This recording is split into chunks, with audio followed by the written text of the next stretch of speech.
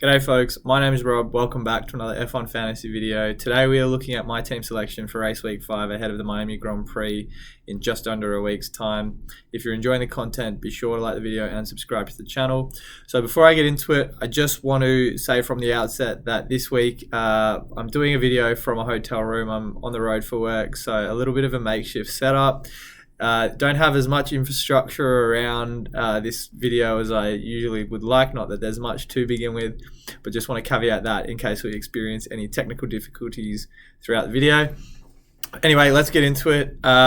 So I was 333 points all out for Azerbaijan, had Max as my DRS booster. He came away with 74 points all up. Can't really complain about that. That was always really going to go on him. Didn't really have any other doubts about who else to go for. We'll get into other, outcomes, DRS boost suggestions, approaches moving forward. But Max is, despite coming in second and falling behind Checo, still probably my go-to DRS booster moving forward. On the topic of Checo, great result for him. Won the sprint, won the race. All in all, pretty much a perfect weekend for him. 61 points. Kudos to anyone who had their DRS booster on him. I know a number of people utilized the extra DRS boost given it was a sprint race weekend. I think that was a great result if you had it on him, but no big deal if you didn't. There's going to be plenty more opportunities throughout the season for those of you that haven't yet used it, so don't stress too much at all. But after the performances we've seen from Perez on street circuits this year, previous years, he's certainly one to watch, and we're coming up to another street circuit in Miami this weekend. We'll get into his results in a bit, but all in all, a great result for both Red Bull drivers and their constructor, 108 points. Alonso, he managed to keep his 15 points in the Drivers' Championship per race intact, even though he didn't finish on the podium this time around. 27 points, still a great result for a driver that, as we all know, is severely underpriced in this game. And then on as far as the other Aston Martin assets were concerned, Lance Stroll, 18 points, still exceptional value for money at his price point, and same again for Aston Martin, 55 points. Joe, the only real downside to my team this weekend, and as has been the case the last few weeks, it is very much a lottery when it comes to picking your budget drivers. There's not really as much strategy as I'd like there to be because of the absolute dog's breakfast that is the pricing in this game. But notwithstanding that, Joe was one of the three drivers I considered having in my team for this week. For Azerbaijan, should I say. The other two being Tsunoda and De Vries. And despite finishing with -10, still seemed to score better than the two others I've just mentioned. So the best of a bad bunch. But those of you who lucked out choosing, Sargent, Albon, Hulkenberg, obviously had a slightly higher score than the rest of us that were not so fortunate. So, as the case, my budget driver selection in the last few weeks hasn't been anywhere ideal, and probably a tip moving forward is not to go with the one I choose. But other than that, 333 points, not a bad result, but to be expected, as was the case with everyone else, pretty much ballpark. So I actually had a small rank drop by about 20k. Not by any means ideal, but as I've continued to stress throughout the first few weeks of the season, don't get too caught up with what your rank is, because there are so many people ahead of us. If you're further back with me, or even further back, that have already used chips just out of pure haste, they've decided to use it the first 3-4 races, haven't put much thought into it. And to be fair, there have been a number of you that have used them that have been very fortunate with the results that have eventuated. But I definitely think there are going to be way more opportunities throughout the season to utilize these at wet races for the no negative, at other sprint races for DRS boost, limitless, etc. So don't feel like you have to feel obliged to use one of these chips just to make up ground in a short space of time. It's over the course of couple of years of playing this game, those who utilize these chips at the optimal times always seem to pull ahead or make up more ground. So stay tuned to these videos. I've actually got a chip strategy usage video coming out, if not this week, certainly in the next couple of weeks. So I'll be sure to be plugging that on my channels. I know it's probably 4 or 5 weeks into the season, not ideal, but I still think it's going to be very useful. So I'll be sure to pump that out on Twitter, have it on YouTube as soon as it goes live. So anyway, let's get into the race week 5 preview team selection. I've got on my screen here, obviously, the the cursed budget slot for me anyway. I've had some pretty terrible luck since race week 2 picking who goes in here. And again, given the state of affairs with the pricing of the game and what the cost cap for my team is, I can't really go any higher than Nyck de Vries and Joe. I can't really see myself going for either Hulkenberg or Logan Sargeant, so for the second week running, it'll probably be a pick out of these 3. I do actually really like Albon, and if I could get to him, I probably would consider using him for Miami. But again, given these cost constraints, I'm limited to the 2 AlphaTauri guys and Joe. De Vries, for me personally, he struggled a little bit through the first 5 races of the season, not just from a fantasy perspective. You can see here he's only got 3 points, not helped by his negative score on the weekend, and just hasn't really looked at home in that AlphaTauri. The drive we saw from him last year in the Williams at Monza, I think a lot of people had high hopes he'd be able to replicate that performance throughout the season. We just haven't really seen that from him yet. Nothing too inspirational to suggest he's able to push Tsunoda as his teammate. Tsunoda's obviously had a very strong start outside of the fantasy landscape, and he was in my team up until the results we saw in practice. Not that one practice session is anything to go by, especially at a circuit like Baku. But I had him, then I just went with a safe bet in Joe. A -10 I wouldn't call safe, but as I said, the best of those 3 that I was weighing up. So Joe's obviously currently in my team, and as I said, in relation to De Vries, given he's not instilling a lot of confidence in me with how he's been driving so far, it really could come down to either of these 2 guys. Given that the pricing, as it's well documented, is way off, both of these guys I think should be closer to 6 million. Especially for someone like Joe, despite the result from last weekend, the fact he had through the first 3 races of the season 36 points, and it had not moved in price, just goes to show how out of touch the F1 guys running the game are. As I've said before, and I'll say it again, just would have thought they'd have a little bit more in relation to the pricing and in relation to the mechanics of the game thought out, mapped out before the season started. But you can never really hope for too much sometimes with F1 fantasy.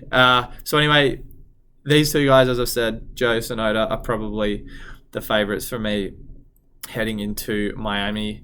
If we look at the scores from the weekend, as I said, these 3 guys at the bottom here, -10, -14, -15, not ideal at all. But even if you had someone like Sargeant, 0 points looks like an absolute diamond compared to some of these scores further down the leaderboard.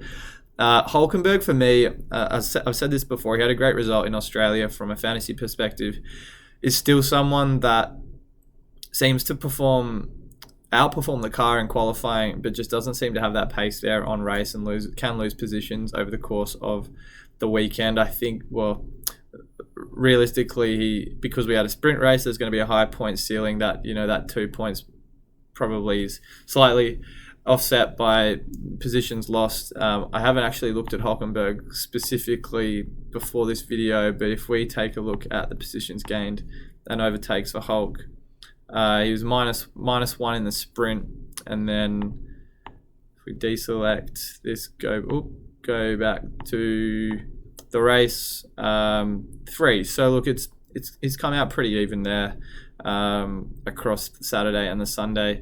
Oh, by the way, this website, if you don't already know, is f1fantasytools.com. Do check them out. Excellent resource for F1 fantasy content.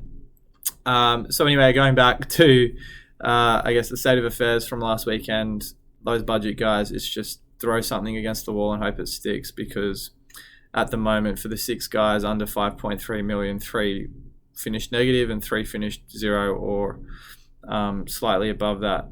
Hulk 2, Albon 2, Sargeant 0. So that is, as good as it's going to get at the moment, unfortunately. But anyway, I'll revisit the budget options closer to Saturday's deadline. And then looking at the optimal teams, this is just reiterating exactly what I said. Like the best teams to have for the weekend, and I've included Verstappen because everyone should own Verstappen regardless of the optimal team scenario. So I've clicked him here because there's no race this season I'm going into without the guy in my team, and is, in my opinion, still the best DRS boost option going around. So this just goes to show how strong the template is. It's triple Red Bull, triple Aston Martin, and then Albon, Hulkenberg, or Sargent making up the balance. So yeah, it's pretty disappointing. I guess I could go on all day about F1 and the pricing, but it just goes to show how broken the pricing is. If it's the top 3 best teams, if you include Verstappen, is just to rotate one slot. So something I am giving some thought to. I as I said, Verstappen for me is still a must-have with that DRS boost option, and so I'm not suggesting to pivot away from him entirely. But given Perez's form at street circuits lately, I think there's every reason to consider him as an option for that instead. If you want to go against the grain, those guys that have opted for him the last couple of weeks have really flourished. We look back here as well. Perez had 52 with that grid penalty in Australia, and then 61 at another street circuit this weekend. So he is absolutely someone you should consider having in your team. And I was looking at his results at street circuits since he joined Red Bull, just because that's a much stronger car than what he's ever been in the past. And if we go back, we can start from, this is also, if you don't know, Wikipedia, another also excellent tool for race results. Looking back here, Red Bull for Perez in 2021, Monaco 4th, Azerbaijan 1st. France is kind of a hybrid street circuit, so if we include that in there, 3rd place. Going further across the list, is that Turkey? It is too. Yeah, I forgot about that. Saudi Arabia retired, maybe not great, but still some great results in 2021. Then we go into 2022, Saudi Arabia 4th, Australia 2nd, Miami 4th, Monaco 1st, Azerbaijan 2nd, France 4th, Singapore 1st, and I think that's it. Did I miss one? Maybe I did, I can't remember. And then we've got Saudi Arabia 1st, Australia 5th, Azerbaijan 1st. He is an absolute weapon at street circuits. I don't know what it is. I don't know what he eats for breakfast on those days, but Perez has somehow carved a niche for himself as a guy that just should not be, underestimated at any of these street circuits. He just seems to get the most out of the car and get the results that he wants and he knows he can get at these street circuits. Miami, as I said, another street circuit coming up.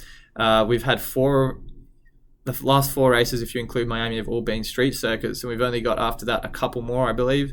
I've just got a few different sites open just to debrief myself. But looking ahead for this season, we've got 7 on the calendar for this year. We had 6 last year. We've got Saudi Arabia here, Australia, Monaco.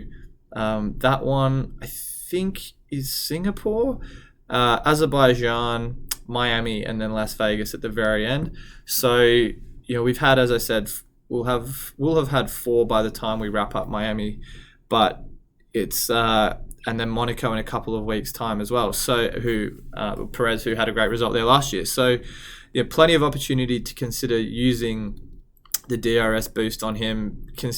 All things considered, I think for me, Max at most other races, if not all of them, is probably still going to be my preferred pick. But it seems like Baku probably would have been a great time to use the extra DRS boost or the autopilot, which I myself almost decided to use, because you're almost saying, look, at a street circuit sprint race weekend, which I think Azerbaijan will be the only one this season, you would have been doubling down on Perez's strength at a street circuit, and then Max, who is all in all still the best driver on the grid right now. So lots of things to think about. And for me, Perez, as much as I want to say I want to DRS boost him this weekend, it's probably max 70, Perez 30, as far as a percentage out of 100 is concerned. But again, look, we might see things in practice that surprise us, and to be honest, anything's possible in this race. So in this sport, should I say? So anyway, going back to the team, I'm just toggling between tabs here. The budget slot is really the only point of contention. I wish I could say more. There isn't really a lot to say at the moment for F1 Fantasy, because there isn't really a lot to talk about. But these three guys on the right hand side, or maybe two, if we're referring to just Joe and Sonoda. Other guys I've got my eyes on for Miami. Keep in mind that, as I said, practice is pretty important, but there isn't really a lot more at the moment for me to share with you. But if you do like the video, be sure to like it, subscribe to the channel. As I said at the start, I'll do my best to try and get another video out before the race weekend with my final thoughts. But given the state of affairs, for me with work and travel, it's just not possible, and hauling a laptop around is not my preference to do it from a hotel room. But anyway, thanks again for watching, guys, and I'll see you all very soon.